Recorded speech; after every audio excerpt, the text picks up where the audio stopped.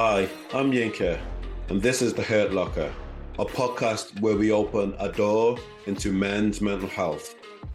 Coming up, I go around telling my story and my journey of sexual abuse as a teenager. I flinched because you said in your teenage years that's when it started for you. I've beaten myself up for years for it. That was the kind of breaking point that sent me down a road of destruction for many years, to be honest. I'm speechless here. How do we empower people to be able to speak up?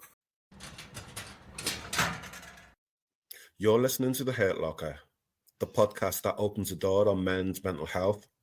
And for tonight's guest, we've got Ryan Harland. Ryan, welcome to The Hurt Locker.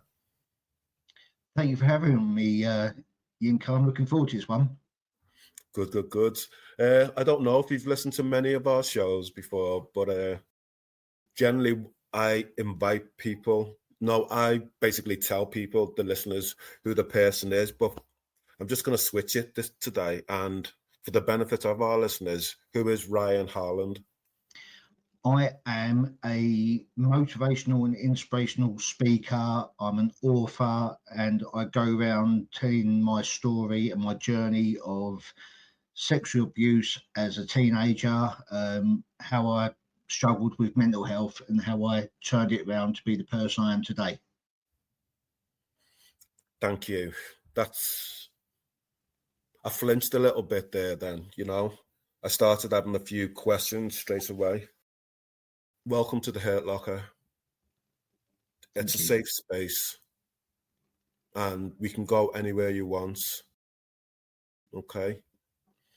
The reason why I flinched right at the beginning was usually when working in the area of mental health and working with trauma, etc., you generally understand or know, or it's more common that sexual abuse will start very young, as it were, because kids can't speak or they can't articulate what's going on.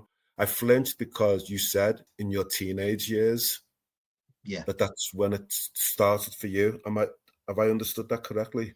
Yeah, that was the catalyst of a string of events. The perpetrator was, it's the only time I'm going to say this, in my book I refer to him as sperm donor SD, but it was my father. So it was a build-up before that point of actually doing the abuse. It was a lot of psychological and mental control to me, my brother and my mum. So that was the kind of breaking point that sent me down a road of destruction for many years, to be honest.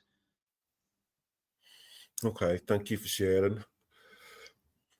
Where would you like to start? Wherever, I'm an open book. I put myself out there, no holds barred, and I don't hold anything back, just so other people know that if I can be 100% honest with everything going on and be upfront and own it and deal with it, then someone else can as well. I think that if I hold something back, then I'm not being true to myself and not showing everyone else how to be open and honest with what they've been through and that. Okay. Let's flip this a little bit and let me ask you, where are you today with your mental health? Today I am in the best place I've ever been, to be honest. It's been a long road to recovery, but with loads of bumps and misdemeanors and problems in my life that I've caused through my mental health. But now I'm just got married last year. It'll be my first year anniversary next week to my second wife, and I found my best friend, and she loves and adores me for me, because I'm being 100% myself for the first time in a long time, because I pretended to be someone else that I wasn't, just to fit in society, because I didn't know how to deal with all my mental health and what I went through properly. So now, like I said, I'm in my best place ever, and I feel like I've found where I belong in this world, to be here to share my story to help others. Okay. Intimacy, because of the sexual abuse, how was it for you in terms of intimacy? It was hard because I didn't lose my virginity till I was 21, 22. And I was a late starter. All my friends would go out drinking 17, 18. I didn't want to go out into the world, only if I had to go to school or college and things like that. So I was a late starter when it comes to meeting women and things like that. Was that a conscious or unconscious decision? A bit of both, I think. I think I was just so scared of the real world, to be honest. And because there was so much gossip to do with our abuser from other areas, because we were born on a small island off the Kent coast called Isle of Sheppey, and so everyone knew what was going on that island, and he was in and out the papers for different things, abusing other people, peeping Tom and things like that. So his name was always in the paper. So to be associated with that person, regardless, was hard. And I thought for years that everyone wanted to beat me up because I was his son. So that played a part as well. So it was a mixture of not wanting to face the world because people might want to attack me for that, and plus obviously what I went through as a teenager, it kind of put me off meeting new people and that. So I didn't know how I react. I didn't know how to deal with it. So the best thing for me to do was just stay at home. Were you ever attacked? No, that's the thing. I was never beaten up or anything. But in my head, I assumed everyone wanted to get the crap out of me. I remember one incident at school. Some lads were in front of me down this hallway walking to a class, and it must have just been off by chance. They just turned around and started laughing, and I just assumed that they wanted to kick the crap out of me. So I ran away and hid and cried. It was probably innocent and nothing to do with me, but in my head, I just assumed that it was aimed at me.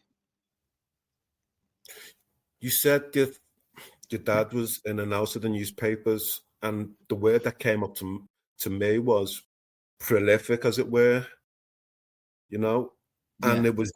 and people knew of him and had that Mm. reputation. Yeah. But didn't anybody come to the house to welfare, safeguarding, etc.?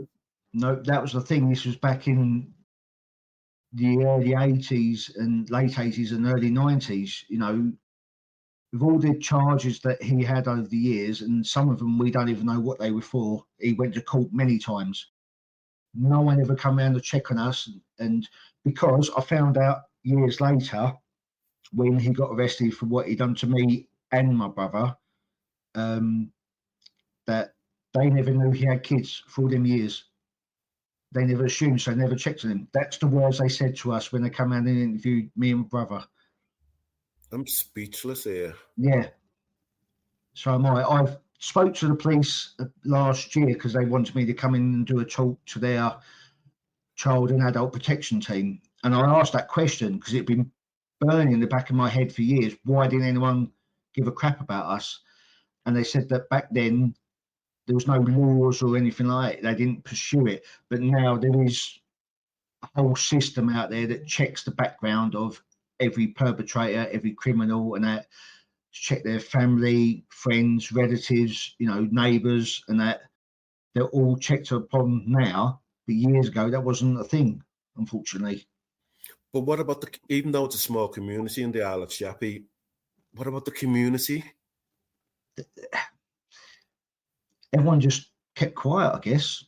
It's weird when you think about it now. Just there was obviously loads of rumours and things like that, but no one ever come forward to ask us what was going on or anything like that.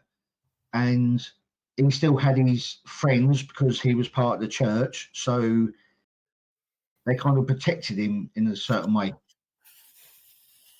He turned to religion later on, I think, because he needed some protection, and they gave it to him. Wow. I'm not usually lost for words, but I'm stunned here.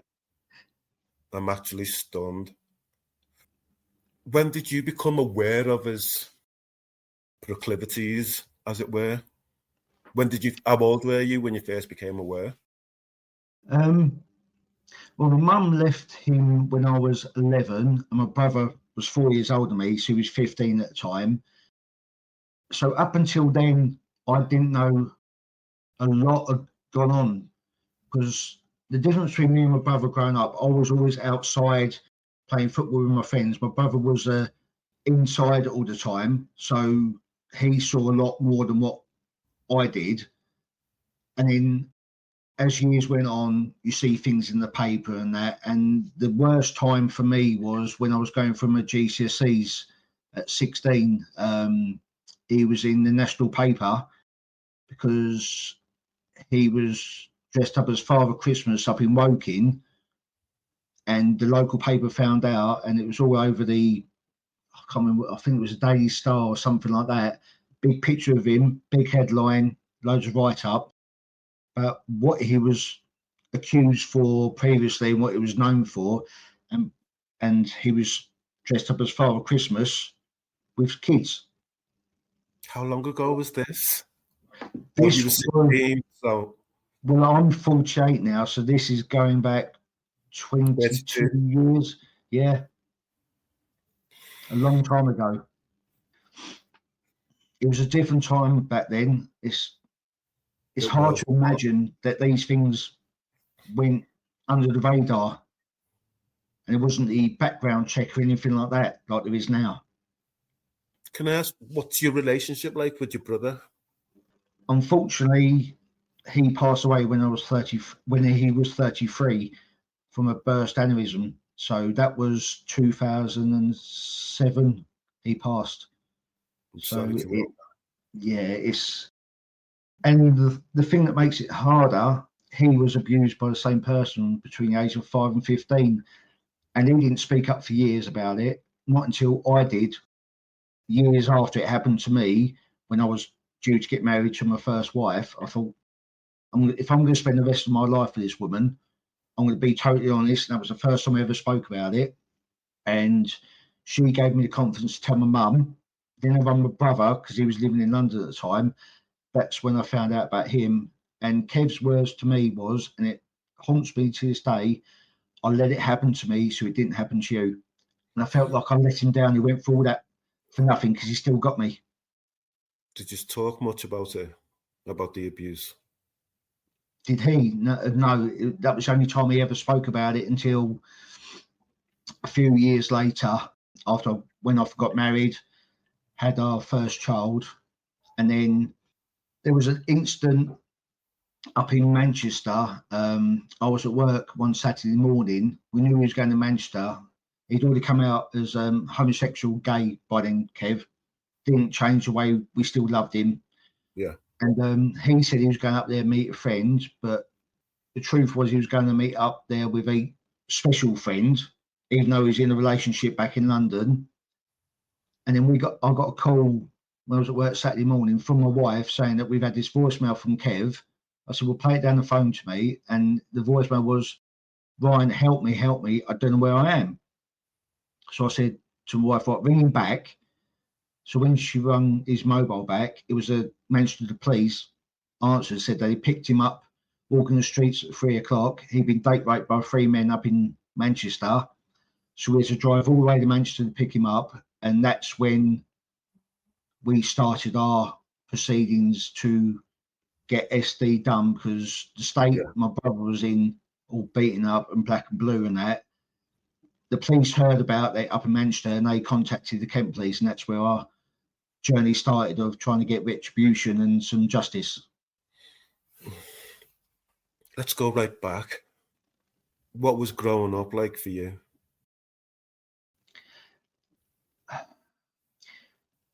It was hard. I felt like I was the odd one out for years because there was a lot of tension around my brother, because my brother suffered with a lot of asthma as a child, so he got a lot of love and affection and looked after. And so I was kind of like, felt like I was on the outside all the time. So that's why I went out to my friends and played football. But I saw some things indoors, not as much as Kev. I see SD beat my mum up a few times, and and things like that, and threw things around the living room if he didn't get his own way. So growing up, we all learned to do whatever he wanted to keep the peace. And that kind of stuck with me for years. Yeah, for a long, long time.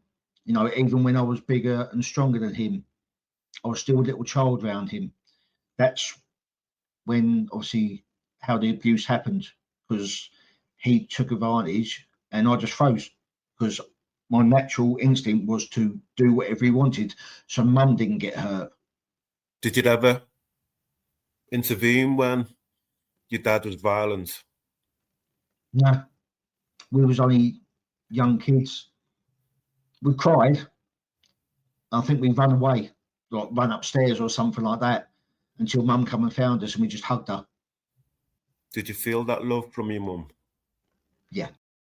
My mum is still my best friend now, apart from my wife. My mum is my hero and the strongest person I ever know, because all the hell that she went through, she was still there for me when I was going through my hell, and I can never repay her enough. I'm lucky to call myself a mummy's boy, and I'm proud of that. I'm pausing every time because I don't wish to be insensitive. And I know you said that you're an open book and we can go anywhere, but still, it's grabbed me. What yous all, you, your brother, Kev, your mum, must have been going through. It gets worse. I'm laughing because obviously I talk about it all the time, and I'm okay with that, but I can see how it's affects you, and I'm sorry, but it does get worse. No, don't. You've got nothing to apologise for. This is what the Hurt Locker's all about. So lead me down the path of how it gets worse. Well, like I said a minute ago, obviously the Manchester incident, and then we come back to Kent on the Isle of Sheppey. We brought Kev back with us, and then we spoke to the Kent police the next day. That's when he interviewed us unofficially, separately, and then obviously they told us then that they've been after him for years for things, but they didn't know he had kids. And Kev had to go back to London. Following a few days, I went and done my official statement. Kev hadn't done his yet, and then he was taken into hospital, Kev, because he had gastric enteritis due to he had HIV, AIDS, and hepatitis by that time. And he was in hospital for the weekend. I went to work on a Sunday morning. I rang him at 10 o'clock on my way to work, say how he's doing. And he said that he managed to keep some food and some water down, hopefully be home that day or tomorrow. I was like, oh, that's great. Love you, bro. I'll call you later. I'm off to work. Apparently, 15 minutes later, they found him dead on the floor with a burst aneurysm in his head. So I got the call when I was at work from mum and said that Adam, his partner, was driving down from Greenwich to pick mum up and me to go up to Chelsea and Westminster Hospital. And driving all the way up there, they kept ringing us. And I'm thinking, this ain't right. They said, look, are you on your way? I said, yeah. And mum asked, I said, oh, Kev's just worrying. I knew something was bad, but I didn't want to upset mum. So we pulled up to the hospital. Adam, his partner, dropped us off. He went underneath to park the car, went up to find the ward, buzzed on the buzzer, let us in. And we could see Kev there all wired up on the bed, but the doctor took us in his office, waited for Adam to turn up. That's when they told us about what had happened. He had a burst aneurysm, and they said that basically his brain has swelled that much, it started working his way down his spinal column. And they said that, you know, if he survives this, he unfortunately will be a complete vegetable and have to have 24/7 care. It broke me. I can't imagine how mum felt. That was her firstborn. So we spent the night there, called our half brother, because we had a half brother from SD, but we never knew about for years because he had a relationship with someone before my mum. She fell pregnant moved away, had the baby, moved back to the island, didn't tell anyone, had him adopted. That's another story. So we invited him from Leicester down to Chelsea Westminster Hospital, some of his friends from London, and it was the most magical and surreal night that I'll live with me forever. We all sat round his bedside, just telling stories and laughing and joking and turning to Kev and saying, "Oh my God, you dirty bastard, how could you do that?" No, just funny things that he got up to that we'd never find out. And that lasted the whole night. Then the next morning they pulled us into the room and said, "Look, we're going to do a final test, but we've done everything we can. Can we turn the life support machine off?" We agreed, so we all had a chance to say our final goodbyes. Then they turned it off, cleaned him up, and we went to see him again. And within 5 minutes, his body went from lukewarm, not moving, but breathing obviously through the machines, to 5 minutes later, stone cold, all the blood drained. It was hard, but then my automatic thought was, shit, what about the police? So I rang them, I said what happened, and because Kev hadn't done an official statement, they could only use his unofficial as a character witness statement. But if Kev had done his statement alone, sperm donor was looking about 10, 15 years just based on his, let alone mine, and let alone others, because by that time the law had changed that they could use witnesses and evidence from other cases. So they was building a massive, big case on SD. That took about a year to build. So obviously we had our time to grieve, bury Kev, and things like that.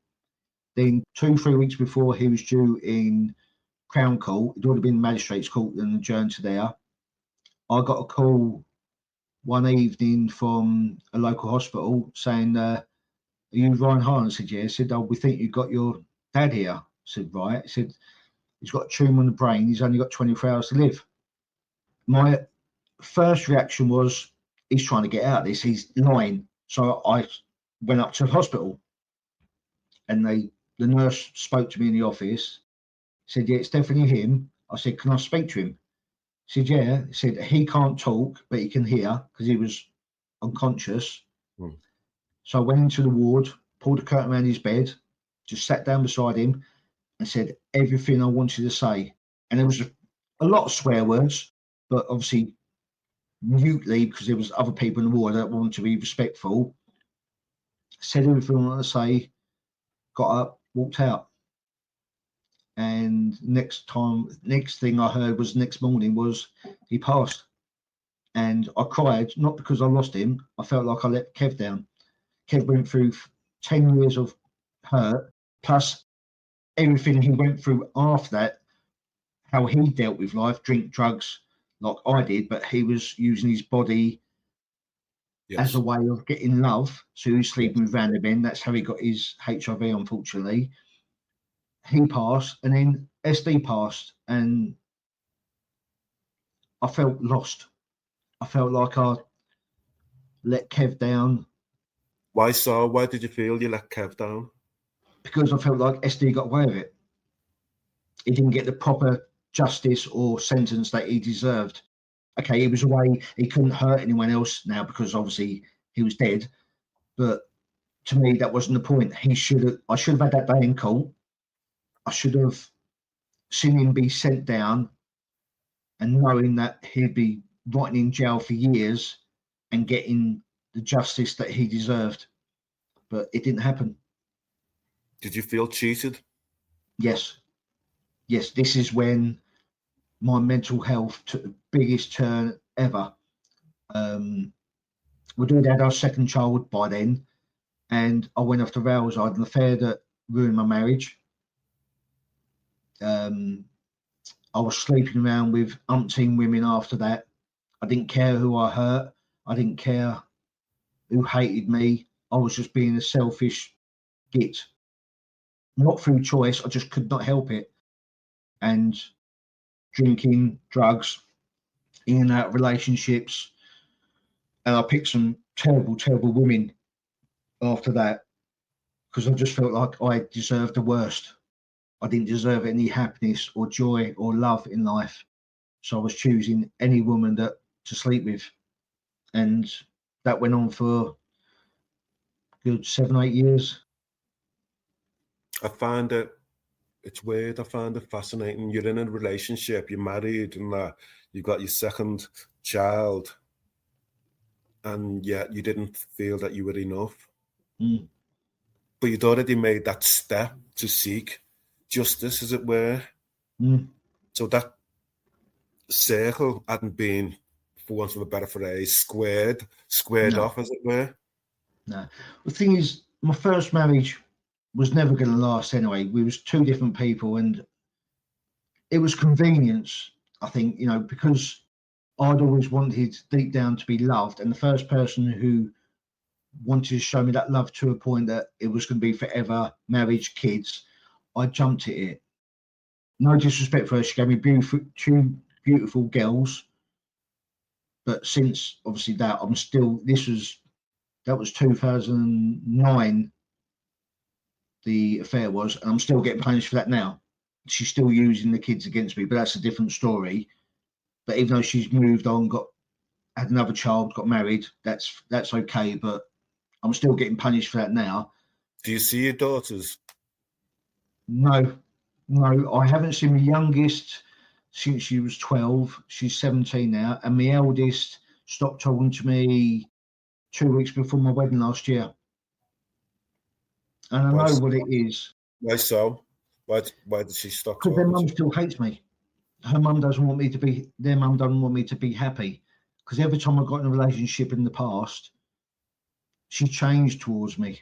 She used the kids against me, and then because I was getting married, that was the final straw. So she poisoned them kids against me. I'm not going to slam her totally, because she was a good mum to a certain degree, but it's got to the point now that whatever I'd done, whatever I said, was never good enough, and it just got to a point that she's totally turned them against me. They don't want to see me anymore, and even my mum as well.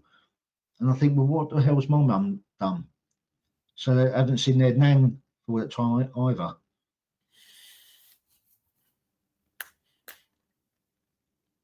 Can I ask, when sexual abuse began, how old were you again?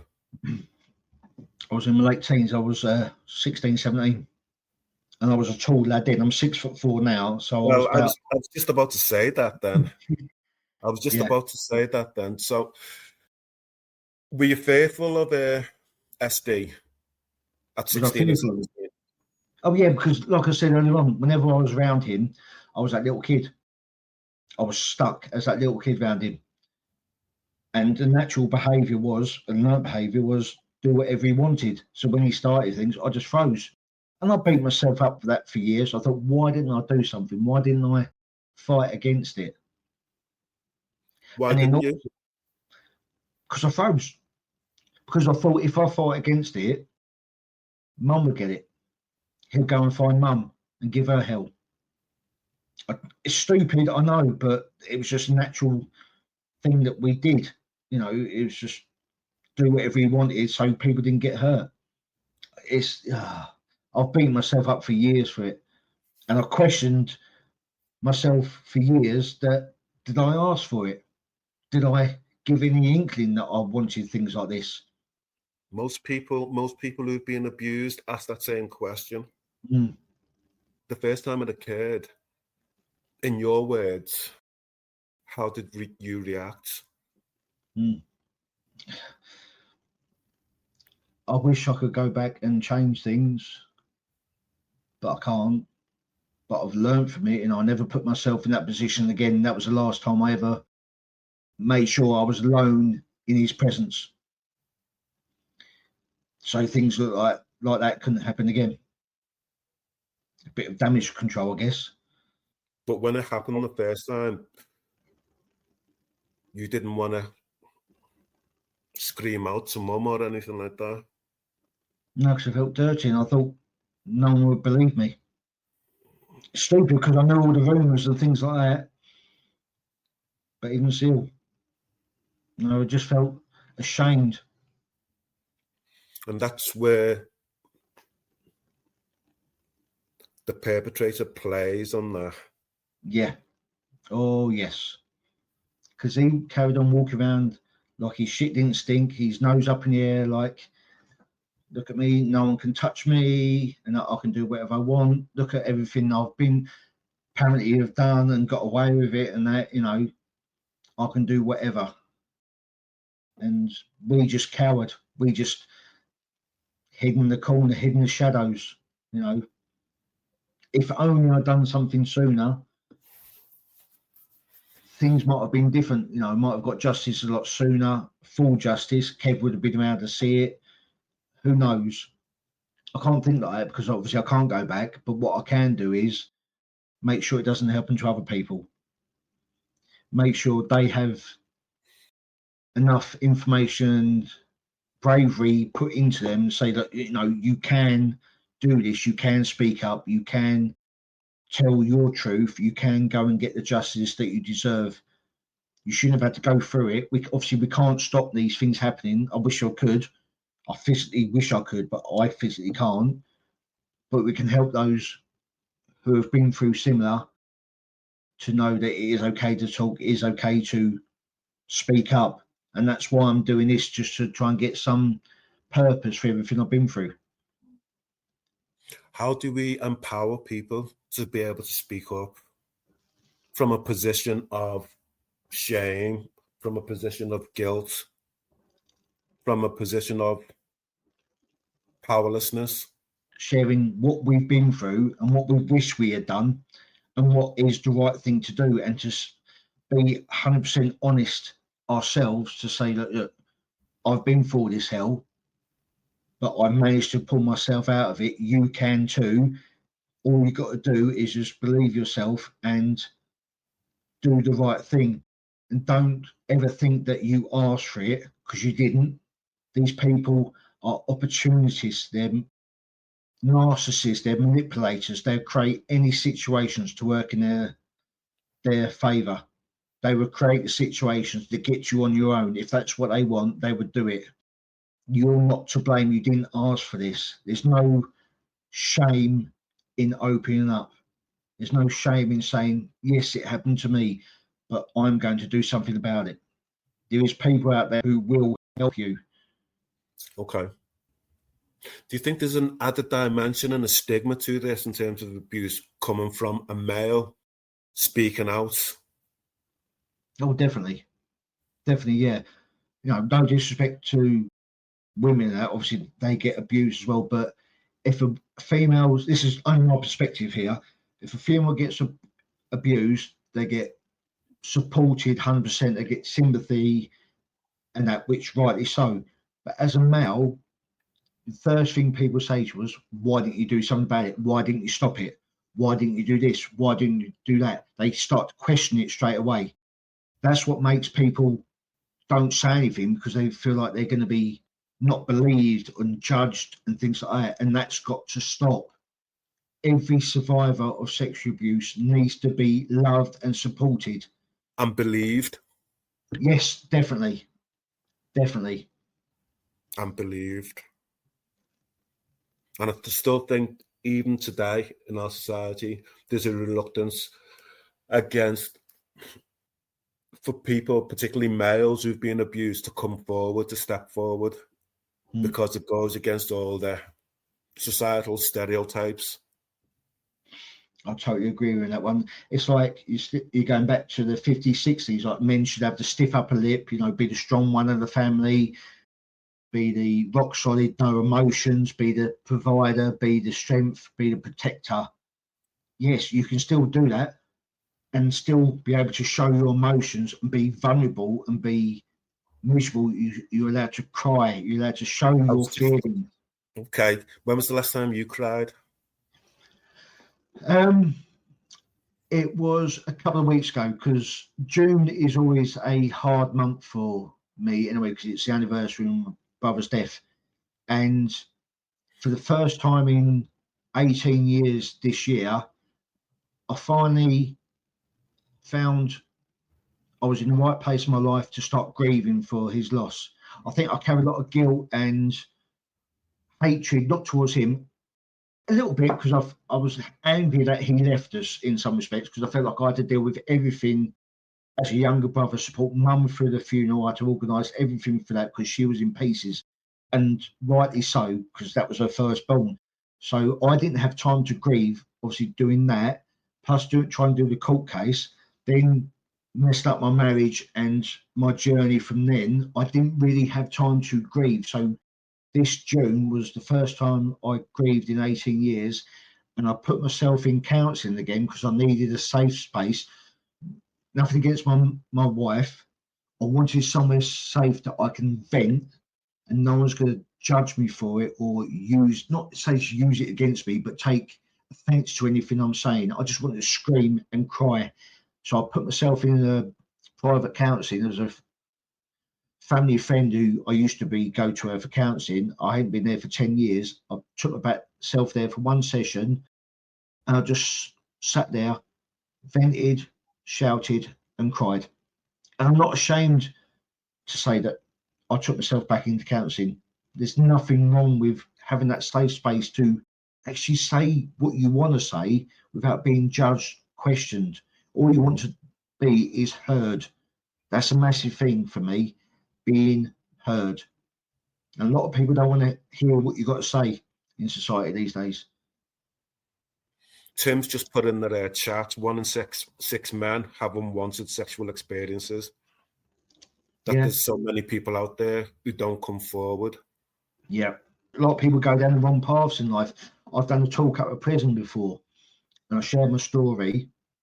It was an open prison, and they was there for a reason, to do their time for their crimes. But hearing some of them talk to me afterwards, they've been through something similar in life. And because they didn't have that support network around them, to feel like they wanted to be heard in life, they turned to crime to feel like they belonged and be noticed. Yes. It broke my heart. If only they had the right people around them or had that opportunity to speak and be heard, they may not have gone down that road. Yes. Or unfortunately, some people go the other way and just end their life because they feel like they're worthless. It's not worth talking about it because society is going to shun you as a male. So it gets too much from, and then obviously they end their life. And it's so hard, that statistic. It needs to change. Can I ask, what was it like when you first reached out for support? Relief. Go on, unpick that for me.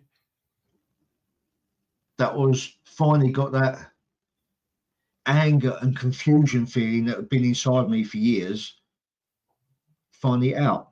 And I said the words, and it was relief that no one shouted back at me or said, "Oh, you're talking crap, you're talking rubbish. Why didn't you do something? Why didn't you fight it off?" All the questions that I thought society were going to ask me never happened. Never happened. You've been preempting for years and years and years how people would respond if they heard your story. And that's interesting again in itself, because we develop an internal warped view of how we're perceived. I'm just wondering, again, it's a question. As a speaker and author and telling your story, does retelling your story help? Does it make it any lighter? Is it cathartic? It was cathartic when I wrote the book, because I finally put everything I wanted to say out into the world. Because before then, it'd only been a select individuals I spoke to, counsellors, my ex-wife, and the police. But to put it out in the world, it felt like the final release. I was scared as well, because I thought that, I know there's going to be people out there who are going to be nasty and manipulative just because they can, not because they don't believe you, just because it's too much for them. They probably happened to them and they don't know how to deal with it, so they fight against it. So I was worried about that, but it finally freed me to a stage that I could start my own proper recovery. It was while I was going through group therapy, because end of 2016, I was diagnosed with borderline personality disorder from the trauma and things like that. So whilst writing the book, I was going through group therapy for that. So I was starting to learn how to reprogram the way I was always taught my mind, and it was an interesting thing. We was told that our brain is like, you want to dig a hole, but instead of using a spade, you're using a knife or something like that. You know, you've got the right tools, but you're using them for the wrong situations in life. So we had to retrain the way we see things and things like that. So that took a couple of years. So doing that plus writing a book, I felt like my whole life was turning around to where it should have been years ago, but I'm just a bit behind everyone else, but I'm getting there, if that makes sense. It does indeed. When you look back over that period of self-destruction, the drugs, the booze, etc., what do you see? I see a lost little boy stuck in a man's body, crying for help, but didn't know how to ask for help, looking for love, looking for comfort, but he couldn't get it.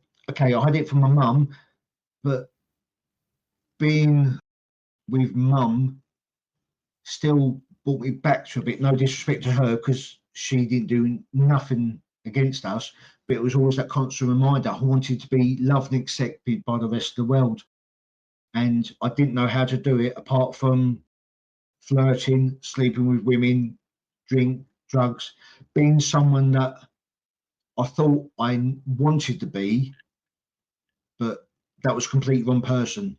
Instead of just being myself, I was pretending to be someone else to fit into society, fit into friendship groups, fit into relationships, fit into wherever I thought I needed to be, instead of actually looking at myself and finding out where I needed to be and where I should be, which is where I am now.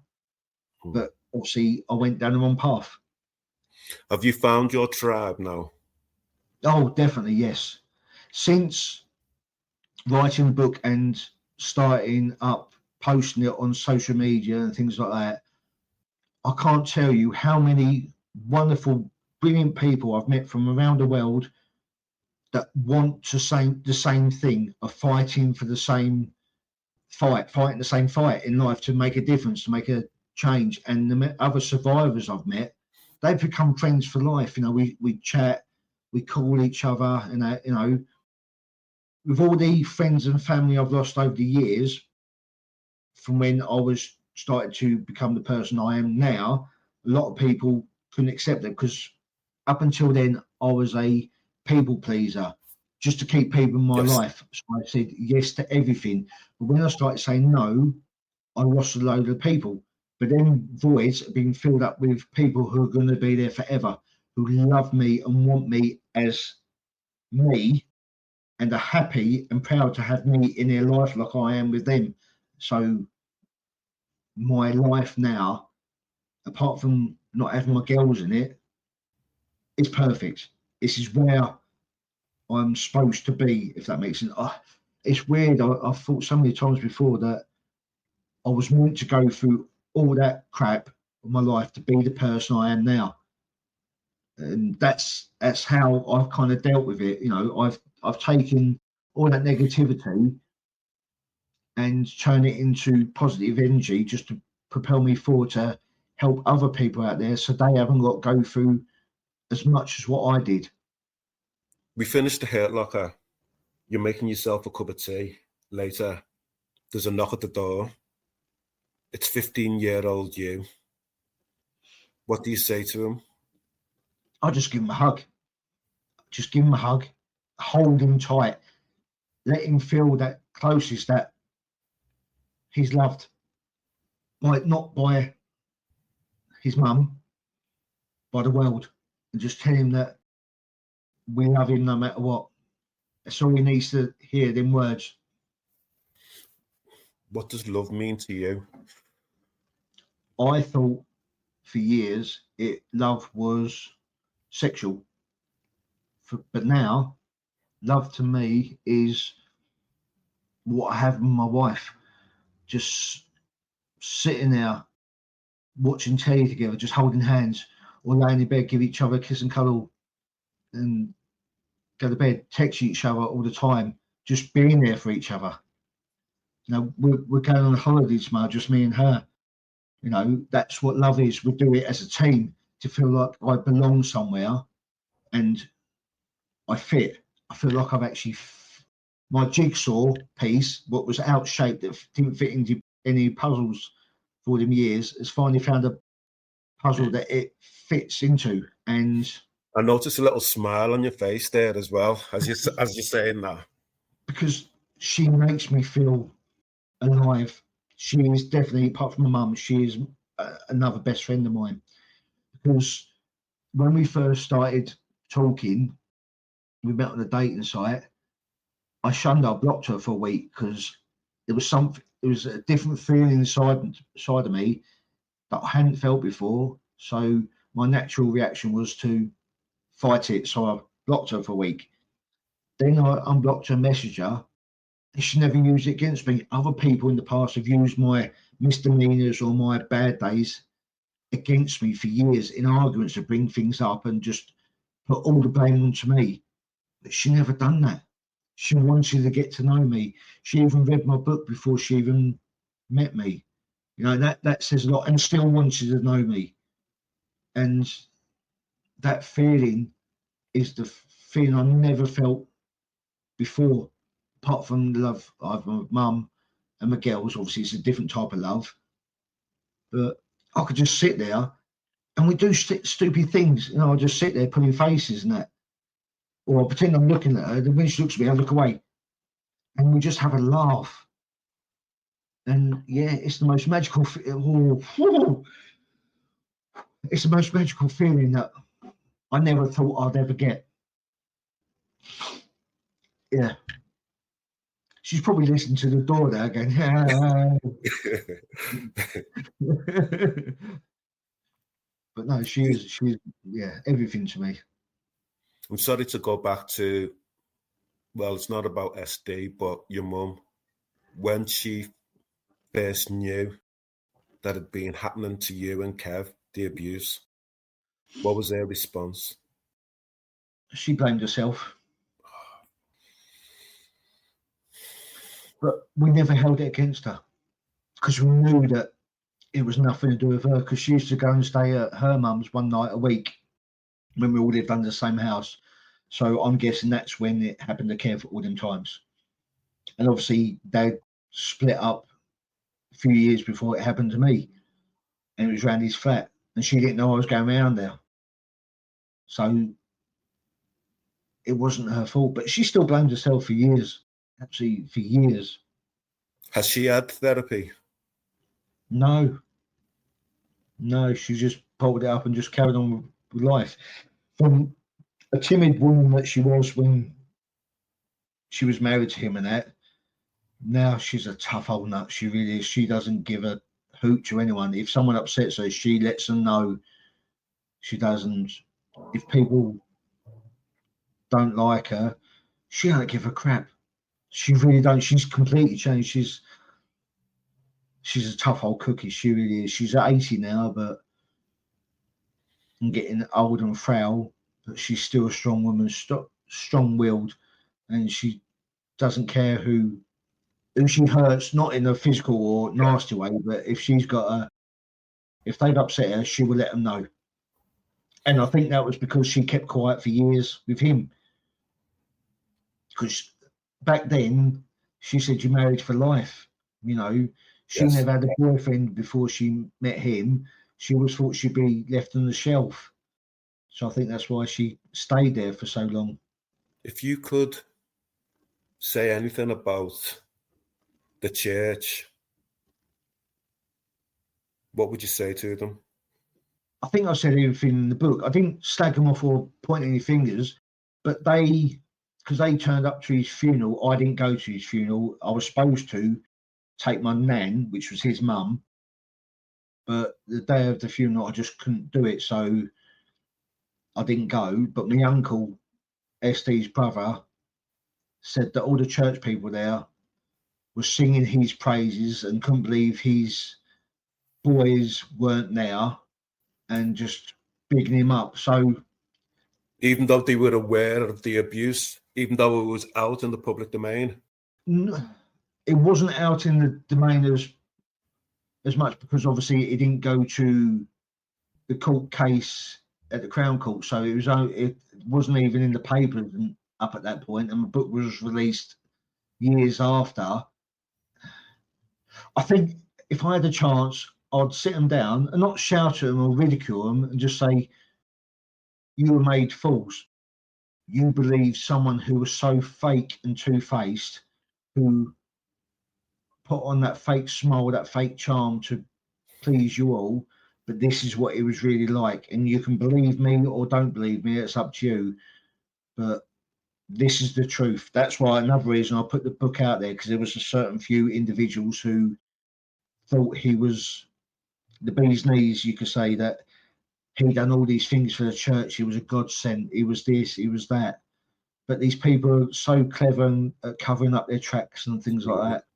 Has anybody come forward to apologise to you since the release of the book? No.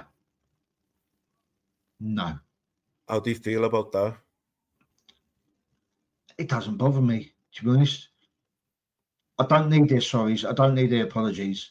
That's their choice in life. They made that. If they want to come forward and apologise and say we're sorry that we put all our faith and belief in him, then it's up to them. It's not going to change my life now that if they apologise or not. I'm too far past that now to even think about that. I just concentrate on my future, my wife's future, my family's future, and more importantly, to help other people. Ryan, thank you. Yeah, you're more than welcome. For people who have been in your position or are still going through, what message do you have for them? Just reach out, speak to someone that you trust, that you know deep down that won't use it against you, or go to the police or ring the Samaritans or someone like that. So you get that opportunity to get things off your chest. And hopefully that person better help you take it to the next stage if you want to take it to the next stage. It's no pressure. You haven't got to. But the first step you've got to do is to talk, to find that place that you feel comfortable enough to open up.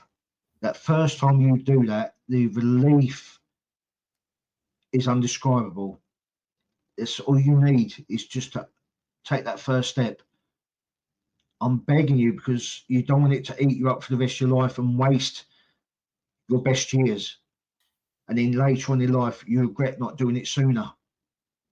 I haven't made any assumptions with this, but did you contemplate suicide? Yeah, I tried a couple of times. I took an overdose. I had to get my stomach pumped. I went to walk into the sea. I got dragged back. I threatened to walk out in front of a bus before. I think a lot of it for me was that cry for help. I don't think I really truly wanted to do it. I just had enough.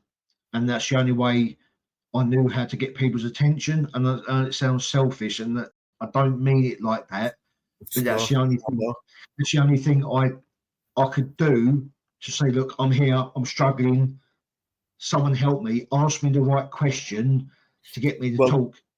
Did anybody ever ask you what happened? No. They probably did in some respects, but perhaps I wasn't ready to, even though I wanted to, I don't think I was ready to or brave enough to fully disclose it.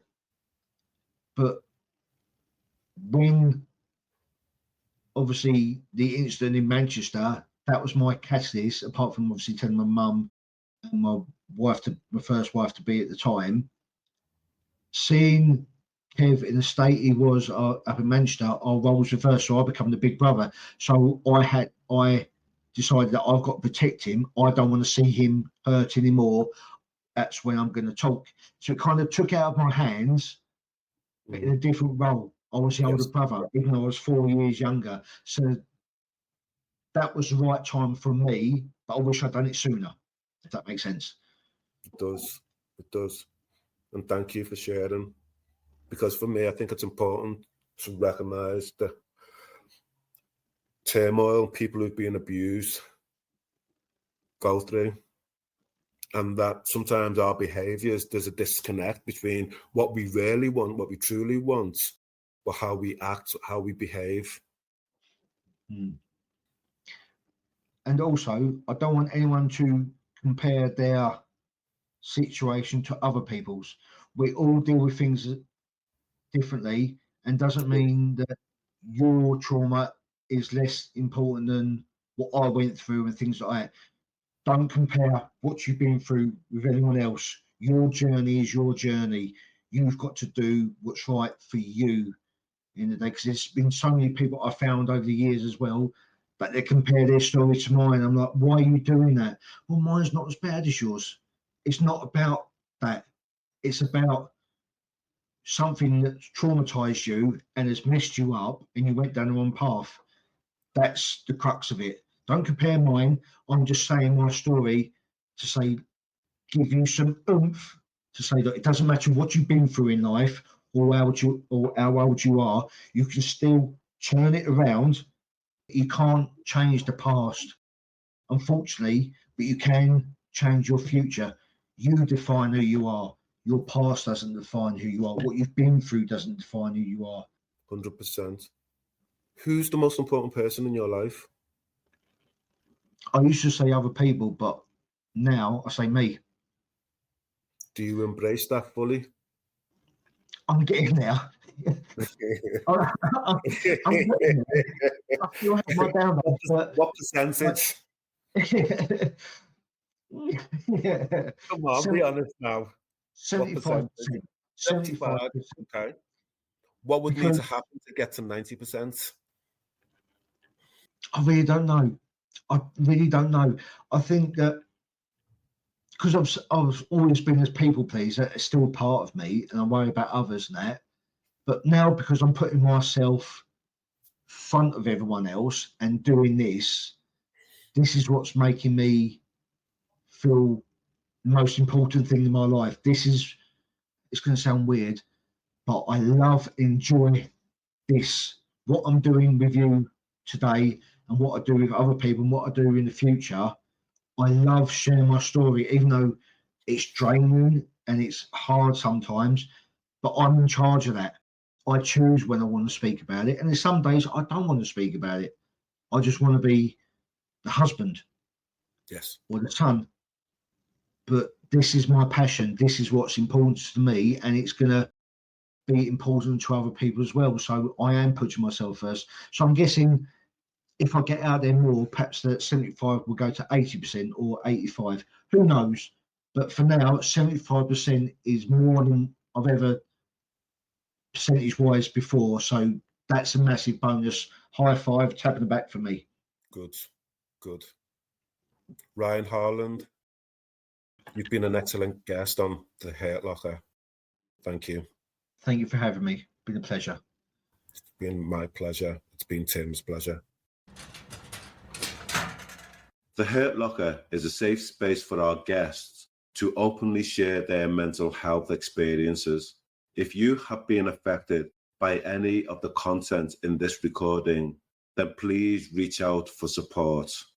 If it is an emergency, dial 999. If you would like to talk to somebody today, then please call the Samaritans on 116 123. Stay safe. Thanks for listening to this episode of The Hurt Locker. Please give us a rating or share with another listener. You can also follow us on Instagram and Facebook at The Hurt Locker Pod.